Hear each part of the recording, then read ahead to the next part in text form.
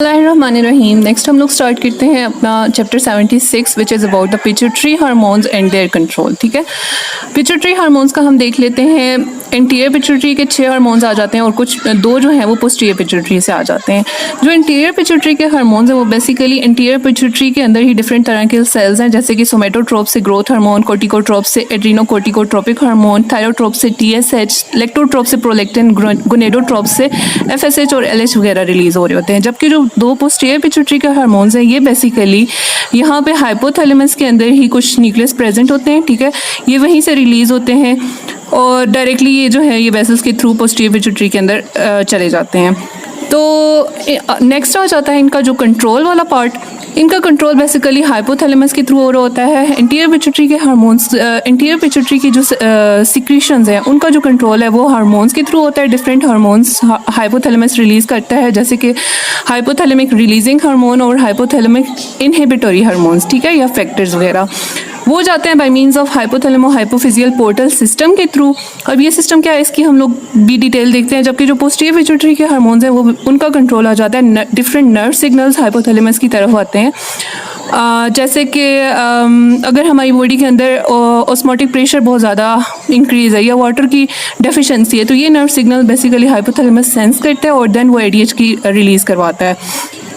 अब हम चलते हैं आगे हाइपोथैलेमो हाइपोफिजियल पोर्टल सिस्टम की तरफ, जो कि बेसिकली इंटीरियर पिट्यूटरी की सिक्रीशंस को कंट्रोल कर रहा है। पोर्टल सिस्टम वो सिस्टम आ जाता है जैसे हमारे GIT और लिवर के दरमियान आ जाता है कि ब्लड जो है वो 2 कैपिलरी प्लेक्सेस से पास होने के बाद देन जो है वो हार्ट की तरफ रिटर्न होता है। इसी तरह से यहाँ पर भी 2 कैपिलरीज का प्लेक्सेस आ जाता है बिटवीन द वेसल्स। तो प्राइमरी कैपिलरी प्लेक्सेस जो है वो मीडियन एमिनेंस के अंदर आ जाता है, जहाँ पे रिलीज़ होते हैं पहले हाइपोथैलेमो हाइपोफिजियल हाइपोथैलेमस के रिलीजिंग और इनहिबिटरी फैक्टर्स। ठीक है, वो पहले प्राइमरी प्लेक्सेस में पास होते हैं, देन इन वेसल्स के थ्रू पास करते हुए एंटीरियर पिट्यूटरी के अंदर सेकेंडरी प्लेक्सेस है या ये डायलेटेड किस्म की कैपिलरीज होती हैं, स्पेशलाइज्ड किस्म की, जिनके अंदर स्लिट्स वगैरह काफ़ी ज़्यादा होते हैं, तो इनको हम लोग साइनसिस का नाम भी देते हैं, which is the second capillary bed within the anterior lobe. So 2 vasculatures के दरमियान जो है ये फैक्टर्स रिलीज़ होते हैं और देन जो है वो आके एंटीरियर पिट्यूटरी के सेल्स के ऊपर एक्ट करते हैं।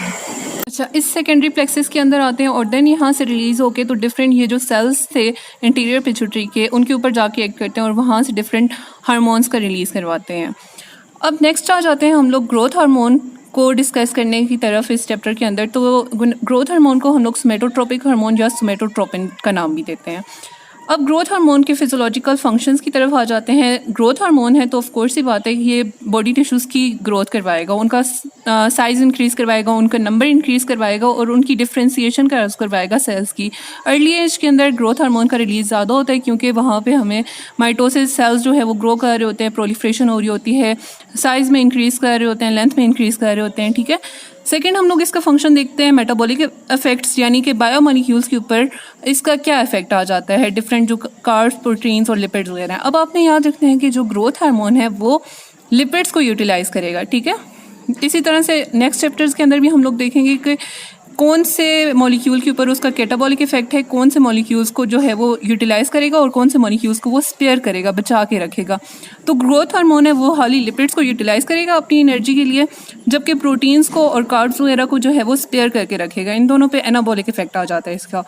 प्रोटीन्स के ऊपर जो एनाबॉलिक इफेक्ट है वो इस तरह से है कि प्लाज्मा में से जितने भी अमाइनो एसिड्स होंगे वो जो है वो सेल्स के अंदर इंट्रासेलुलरली लेके चला जाएगा। ठीक है, ट्रांसपोर्ट ज़्यादा करवाई। ये जो इफेक्ट है ये इंसुलिन मीडिएटेड भी है। सेकेंडली जो आ जाता है न्यूक्लियर लेवल, वहाँ पे ट्रांसलेशन और ट्रांसक्रिप्शन वगैरह ज़्यादा करवाएगा ताकि प्रोटीन की सिंथेसिस ज़्यादा हो। और थर्डली ये है कि उसकी जो ब्रेक डाउन है उसको कम करवाएगा। एक सिंथेसिस को ज़्यादा करवाया और ब्रेक डाउन को इसने कम करवा दिया। सेकेंड इफेक्ट हम देखते हैं लिपिड्स के ऊपर। लिपिड्स पे हमने बात की कि कैटाबॉलिक इफेक्ट यानी कि लिपिड्स की ब्रेक डाउन करवाएगा। ब्रेक डाउन करवाएगा तो उसकी फ्री फैटी एसिड्स की कंसनट्रेशन ज़्यादा होगी ब्लड के अंदर।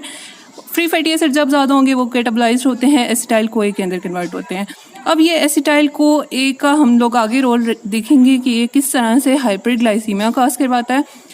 अच्छा, जब एक्सेसिव हो जाए, काफ़ी ज़्यादा ग्रोथ हार्मोन की रिलीज़ होता है जैसे कि एक्रोमेगेली के अंदर या गाइगेंटिज्म के अंदर, तो फिर ये कीटोजेनिक यानी कि कीटोसिस वगैरह ज़्यादा करवाएगा। ऑफ कोर्स लिपिड्स की ब्रेकडाउन बहुत ज़्यादा होगी, लास्ट पे कीटोन बॉडीज़ बनती हैं। सो कीटोसिस जो है ये काज करवाता है in case of excessive growth hormone release. Third आ जाते हैं कार्ब्स। कार्ब्स को के ऊपर भी इसका एनाबॉलिक इफेक्ट है जो कि बहुत ज़्यादा इंपॉर्टेंट है, ठीक है।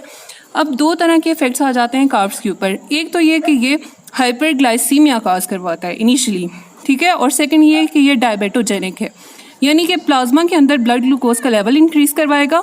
वो किस तरह से काज करवाता है, दो इफेक्ट्स हैं मेनली। एक तो ये कि टिश्यूज़ को ग्लूकोज इस्तेमाल नहीं करने देगा, दूसरा ये कि ज़्यादा से ज़्यादा ग्लूकोज बना भी रहा है, ठीक है। एक ये कि टिश्यूज़ इस्तेमाल नहीं कर रहे और दूसरा ये कि उसकी सिंथेसिस ज़्यादा हो रही है। तो दोनों चीज़ें मिल के जाहिर बात है प्लाज्मा के अंदर ग्लूकोज तो बढ़ेगा ही क्योंकि वो इस्तेमाल नहीं हो रहा। सेकंड ये कि डायबिटोजेनिक है। अब किस तरह से ये ग्लूकोज की अपटेक कम करवा रहा है और यूटिलाइज नहीं होने देता। बेसिकली जब ग्लूकोज ज़्यादा होगी ना तो कंपनसेटरीली पेनक्रियास इंसुलिन ज़्यादा रिलीज़ करवाता है, लेकिन टिश्यूज़ जो है वो इंसुलिन रेजिस्टेंट हुए होते हैं, इस वजह से ही वो ग्लूकोज यूटिलाइज नहीं कर रहे। सो ये दोनों इफेक्ट एक दूसरे को जो है वो इन्हांस करने का काम कर रहे हैं। तो ये वही वाली कहानी आ जाती है जैसे कि टाइप 2 डायबिटीज़ के अंदर हमें पता है कि इंसुलिन तो बहुत ज़्यादा होती है लेकिन टिश्यूज़ जो हैं वो ग्लूकोज वगैरह को यूटिलाइज नहीं कर सकते, they are insulin resistant. Second जो बात हम लोगों ने की कि वो ग्लूकोज की प्रोडक्शन ज़्यादा होती है, वो किस तरह से होती है, हमें पता है कि यहाँ पे इसने लिपिड्स या फैट्स वगैरह की ब्रेकडाउन ज़्यादा करवाई है, एसिटाइल को ये ज़्यादा है, ये जाके जो है वो लिवर के अंदर पायरुवेट कार्बोक्सिलेज जो कि ग्लूकोनियोजेनेसिस का हार्मोन है, हमने बायोकेमिस्ट्री में पढ़ा हुआ है, उसको स्टिमुलेट करवाता है। जब उसको स्टिमुलेट करवाएगा तो ग्लूकोनियोजेनेसिस ज़्यादा होगी और ग्लाइकोलाइसिस नहीं होगी, ठीक है। तो ग्लूकोनियोजेनेसिस ज़्यादा हो रही है तो इस वजह से भी ग्लूकोज की प्रोडक्शन ज़्यादा हो रही है। So insulin release as a compensation हो रहा है। इंसुलिन की रेजिस्टेंस जो है एक तो फैटी एसिड्स की वजह से भी हो रही है और थर्डली बात ये कि ये ग्लूकोनियोजेनेसिस ज़्यादा हो रही है। तो ये कार्ब्स के ऊपर इसका इफेक्ट बहुत इंपॉर्टेंट है। आगे हम देखते हैं इसका effect on the bones and the cartilages, ठीक है। यहाँ पे क्या करवाएगा कि कॉन्ड्रोसाइटिक और ऑस्टियोजेनिक सेल्स की डिपोजिशन ज़्यादा करवाता है बोन्स के अंदर, कॉन्ड्रोसाइट्स को ऑस्टियोसाइट्स के अंदर कन्वर्ट करवा रहा होता है, बोन्स की लेंथ भी इंक्रीज़ करवाएगा। ग्रोइंग एज के अंदर जो है वो उनकी लेंथ इंक्रीज़ करती रहती है जब तक कि एपिफाइसिस जो है वो फ्यूज़ नहीं कर जाते। जब एपिफाइसिस फ्यूज़ कर जाते हैं उसके बाद जो है वो बोन्स की थिकनेस इंक्रीज़ करवाती है। मेनली जो है वो ग्रोथ हार्मोन ऑस्टियोब्लास्ट सेल्स को स्टिमुलेट करवाता है। और यही का बात हम लोग आगे देखेंगे कि जब एडल्ट एज के अंदर एक्रोमेगेली की कंडीशन आती है तो ग्रोथ हार्मोन के एक्सेस रिलीज की वजह से ऑस्टियोब्लास्ट बहुत ज़्यादा स्टिमुलेट होते हैं, ठीक है। जब ये बहुत ज़्यादा स्टिमुलेट होते हैं तो बोन्स की थिकनेस इंक्रीज़ हो रही होती है, ख़ास तौर पे मेम्ब्रेनस बोन्स की, जैसे कि हमारी स्कल की बोन्स आ जाती हैं, हमारी फ्रंट ये सामने फोरहेड की बोन्स आ जाती हैं। तो एक्रोमेगेलिक पेशेंट्स के अंदर हम लोग क्लिनिकल फीचर्स भी देखेंगे कि किस तरह से उनकी जो है वो फोरहेड की प्रोमिनेंस नज़र आ रही होती है, स्कल की बोन्स जो है वो इंक्रीज़ हुई होती हैं साइज़ के अंदर, ठीक है। थर्ड जो इसका हम लोग इफेक्ट देख लेते हैं वो सोमेटोमीडेंस का रोल देख लेते हैं ग्रोथ हार्मोन के अंदर। ग्रोथ हार्मोन जो है वो कुछ इंसुलिन लाइक ग्रोथ फैक्टर्स या सोमेटोमीडेंस को भी रिलीज़ करवाता है जो कि इसी के फंक्शन को मज़ीद इन्हांस करने का काम करते हैं या एज अ कोऑर्डिनेटर का काम करते हैं, ठीक है। जैसे कि बोन ग्रोथ के अंदर जितने भी इसके एस्पेक्ट्स आ जाते हैं बोन ग्रोथ की, जो हमने अभी बात की, लेंथ को इंक्रीज़ करवाना है या वेट को इंक्रीज़ करवाना है, तो उसके इफेक्ट को ये पोटेंशली इन्हांस करवाएंगे। अब इसमें एक क्लिनिकल कंडीशन आपने याद रखनी है लेवी लोरेन ड्वार्फ की, ठीक है। इसमें क्या होता है कि ग्रोथ हार्मोन तो नॉर्मल होता है लेकिन सोमेटोमीडेंस या तो एब्सेंट होंगे या फिर उनका लेवल लो होता है, तो इस वजह से ऐसे बच्चों के अंदर लेवी लोरेन ड्वार्फ की कंडीशन हमें नजर आएगी। नेक्स्ट हम लोग बात करते हैं रेगुलेशन ऑफ ग्रोथ हार्मोन की, ठीक है। कौन से फैक्टर्स हैं, अभी हम लोगों ने नॉर्मल फिजियोलॉजी पढ़ी तो हमें उसी से अंदाज़ा हो जाता है कि ऐसी कौन सी कंडीशंस होंगी जिसके अंदर ग्रोथ हार्मोन का रिलीज़ ज़्यादा होगा, ऐसी कौन सी कंडीशंस होंगी जिसको हाइपोथैलेमस बेसिकली सेंस करेगा कि हाँ जी ये वाली कंडीशन बॉडी के अंदर चल रही है, और फिर वो डिफरेंट तरह के रिलीजिंग फैक्टर्स वगैरह रिलीज़ करवाएगा और फिर वो जाके सोमेटोट्रोप्स को स्टिमुलेट करवाएंगे और ग्रोथ हार्मोन का रिलीज़ ज़्यादा होगा, ठीक है। अब पहले हम लोग स्टिमुलेटरी फैक्टर्स देख लेते हैं। लेट्स से कि अगर के बॉडी के अंदर ग्लूकोज का लेवल कम है, हाइपोग्लाइसीमिया है, या फिर तब भी जो है वो ग्रोथ हार्मोन की रिलीज ज़्यादा होगा। फ्री फैटी एसिड्स कम है क्योंकि इसने लिपोलाइसिस करवानी है, ठीक है। या फिर अमाइनो एसिड बहुत ज़्यादा है तो इसने प्रोटीन की सिंथेसिस करवानी है, तो तब भी इसका रिलीज ज़्यादा होगा, खासतौर पे अर्जिनिन वगैरह। स्ट्रेस और ट्रॉमा के दौरान क्या होता है, कैटेकोलामीन्स रिलीज होते हैं और ये भी जाके ग्रोथ हार्मोन का रिलीज ज़्यादा करवाते हैं। एस्ट्रोजन, टेस्टोस्टेरोन, ये दोनों भी जो है वो ग्रोथ हार्मोन का रिलीज ज़्यादा करवाते हैं। देन डीप स्लीप के अंदर जो है फेज़ 2 से फेज़ 4 के दौरान जो है वो ग्रोथ हार्मोन का रिलीज़ ज़्यादा होता है, और ग्रीलिन जो कि हमारे स्टमक से रिलीज़ होता है मील के से पहले, ठीक है, ये फूड इनटेक में थोड़ा हेल्प आउट करवा रहा होता है। सेकेंडली बिल्कुल ऑपोजिट होगा, कौन से फैक्टर्स इसके रिलीज़ को इनहिबिट करवाएंगे। लेट्स से कि अगर ग्लूकोज अगर ज़्यादा है तो तब ये रिलीज़ नहीं होगा, या फ्री फैटी एसिड ज़्यादा है तो तब भी इसका रिलीज़ नहीं होगा। इसी तरह से जैसे जैसे इंसान की उम्र बढ़ती जाती है तो ग्रोथ हार्मोन का रिलीज़ कम होता है। इनिशियल एज के अंदर ज़्यादा रिलीज़ होता है, बाद में जो है इसका रिलीज़ कम होता है ओबेसिटी के साथ। थर्डली, अगर सोमेटोमीडियंस जो थे, जो लिवर के से रिलीज़ हो रहे थे, अगर उनका लेवल सर्कुलेशन के अंदर बहुत ज़्यादा है तो तब भी वो भी जो है इसके इनहिबिट करवाएंगे। और सोमेटोस्टेटिन्स जिन्हें हम कहते हैं ग्रोथ हार्मोन इनहिबिटरी हार्मोन, ठीक है, जो कि हाइपोथैलेमस से रिलीज़ होता है, वो भी इसके रिलीज़ को इनहिबिट करवाएंगे।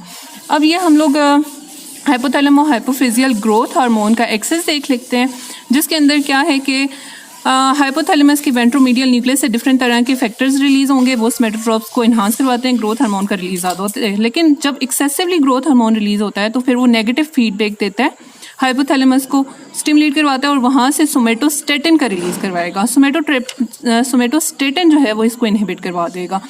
या फिर जब ग्रोथ हार्मोन अपनी टारगेट टिश्यू जैसे कि लिवर वगैरह पे एक्ट करता है और फिर वहाँ से सोमेटोमीडियंस का रिलीज़ करवाता है, सो सोमेटोमीडियंस भी जो है वो नेगेटिव फीडबैक देते हैं, या तो एंटीरियर पिट्यूटरी को, वहाँ से जो है वो इसका रिलीज़ कम करवाते हैं, या तो फिर वो हाइपोथैलेमस को जो है वो स्टिमुलेट करवाते हैं, वहाँ से दोबारा से सोमेटोस्टेटिन का रिलीज़ करवाते हैं। ये भी नेगेटिव फीडबैक है, ठीक है, तो उसके थ्रू भी इसके रिलीज़ को कम करवा देंगे।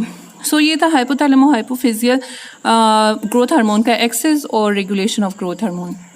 ओके जी, लास्ट में हम लोग डिस्कस कर लेते हैं पोस्टीरियर पिट्यूटरी के हार्मोन्स की। हमने पहली बात की कि इनके हार्मोन्स जो हैं वो हाइपोथैलेमस के अंदर डिफरेंट तरह के न्यूक्लियाई वगैरह प्रेजेंट होते हैं। सुप्रा ऑप्टिक न्यूक्लियस, पैरावेंट्रिकुलर। सुप्रा ऑप्टिक मेनली जो है वो एडीएच रिलीज़ करवाता है, थोड़ा बहुत ऑक्सीटोसिन भी रिलीज़ करवाता है, ठीक है, लेकिन मेनली जो है वो एडीएच रिलीज़ करवाएगा। पैरावेंट्रिकुलर न्यूक्लियस ऑक्सीटोसिन रिलीज़ करवाता है। ये दोनों हार्मोन्स जो हैं कुछ कैरियर प्रोटीन्स, कैरियर मॉलिक्यूल्स के साथ जो है वो कंबाइन होते हैं, जिन्हें हम लोग कहते हैं न्यूरोहाइपोफाइसिन, ठीक है। न्यूरोहाइपोफाइसिन 1 जो है वो ऑक्सीटोसिन के साथ कंबाइन होता है और 2 जो है वो एडीएच के साथ कंबाइन होता है। देन ये जो है ये एक्सोनल फ्लो के थ्रू जाते हैं posterior lobe of the pituitary की तरफ, ठीक है, और वहाँ से जो है ये हाइपोथैलेमो हाइपोफिजियल ट्रैक के थ्रू पोस्टीरियर पिट्यूटरी की स्टॉक से होते हुए यहाँ पोस्टीरियर लोब तक पहुँचे। यहाँ से इनकी हो जाती है जी एक्सोसाइटोसिस, ठीक है, ये यहाँ पे एक्सोनल टर्मिनल पे पहुँचे, यहाँ से एक्सोसाइटोसिस हो जाती है इनकी। जब ये बाहर निकलती हैं तो फिर ये जो अपने जो न्यूरोहाइपोफिजन्स वगैरह है उनसे जो है ये सेपरेट आउट हो जाते हैं और देन अपना कैपिलरी प्लेक्सिस के थ्रू जो है देन सर्कुलेशन के अंदर सर्कुलेट कर रहे होते हैं और अपनी टारगेट साइट पे पहुंच के अपना एक्शन परफॉर्म करते हैं। अब सबसे पहले हम लोग एडीएच का रोल देख लेते हैं कि एडीएच जो है वो उसका क्या रोल आ जाता है, ठीक है। एडीएच जो है इसको हम लोग वैसोप्रेसन का भी नाम देते हैं। वो इफेक्ट जो है इसका बेसिकली जब इसकी कंसंट्रेशन काफ़ी ज़्यादा इंक्रीज़ होती है तब ये जो है वो वैसोप्रेसन रोल आ जाता है। जो मेन रोल है इसका वो है वाटर कंजर्वेशन इन, जब इसकी अमाउंट जो है वो कम होती है, ठीक है, लेस अमाउंट में लेस कंसंट्रेशन के अंदर इसका जो मेन रोल है वो है वाटर को कंजर्व करना बॉडी के अंदर। अब इसका मैकेनिज्म हम लोगों ने फर्स्ट में भी रीनल में पढ़ा होगा कि जब ऑस्मोलैरिटी ज़्यादा होती है ब्लड के अंदर तो क्या होता है कि ऑस्मो रिसेप्टर से वाटर बाहर निकल जाता है। जब ऑस्मो रिसेप्टर से वाटर बाहर निकल गया तो उनका साइज़ जो है वो कम हो जाता है।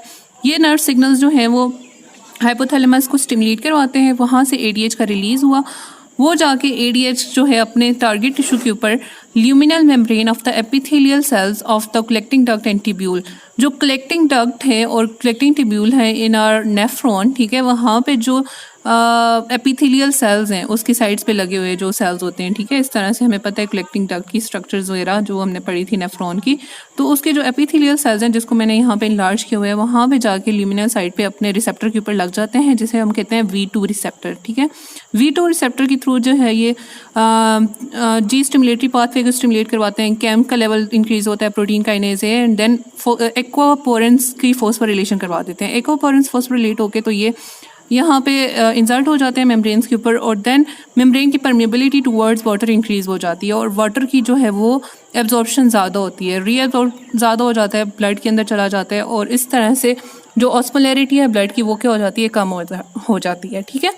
दूसरा इफेक्ट जो है वो वेसोप्रेसन इफेक्ट है, जब इसकी कंसंट्रेशन काफ़ी ज़्यादा इंक्रीज होती है। लेट्स से कि जब ब्लड वॉल्यूम हमारा कम होता है लेस दैन 15 to 25%, तो इसकी सिक्रीशन 50 टाइम्स से भी ज़्यादा हो जाती है। तब ये ब्लड वेसल्स को कंस्ट्रिक्ट करवाता है और हमारे ब्लड प्रेशर को इंक्रीज करवा देता है, ठीक है, by means of vasopressin. Oxytocin second हम लोग देख लेते हैं। ऑक्सीटोसिन का बहुत सिंपल सा रोल है कि हमें इन लेबर को इंड्यूस करवाता है, यूट्रस की कॉन्ट्रैक्शन करवाता है, और जब पोस्टपार्टमली यानी कि बेबी बर्थ के बाद जो है वो उसकी ब्लीडिंग को भी कम करवाता है, वेसल्स को कंस्ट्रिक्ट करवा देता है ये।